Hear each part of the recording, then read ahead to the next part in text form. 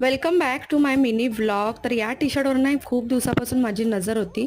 याचं रिझन असं की हे टी शर्ट ह्यांनी ना धुलीवंदनासाठी वापरलं होतं आणि त्याच्यावर खूप सारे कलरचे डाग पडले होते. आणि फायनली आज मी त्याचं ना पाय पुसणं केलेलं आहे. तुम्ही बघू शकता अगदी 5 मिनिटात झालं. त्यानंतर इथे ना चहाचा वेळ झाला होता, पण मी म्हटलं चला आपण कोकम सरबत पिऊया थंडगार.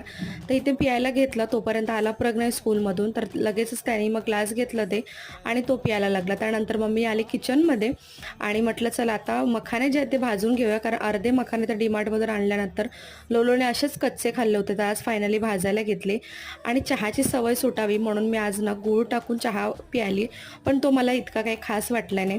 त्यानंतर म्हटलं चला उद्या गुरुवार आहे तर थोडंसं रवा वगैरे भाजून ठेवा नाश्त्यासाठी. आणि त्यानंतर आम्ही संध्याकाळी निघालो बाहेर, मुलांना थोडंसं फिरवून आणायचं होतं. तर झटपट अशी रेडी व्हायला गेली आणि इतकी गरमी होत होती ना की काय ते कॉम्पॅक्टसुद्धा राहत नव्हतं फेसवरती. चला बाय, पुन्हा भेटू.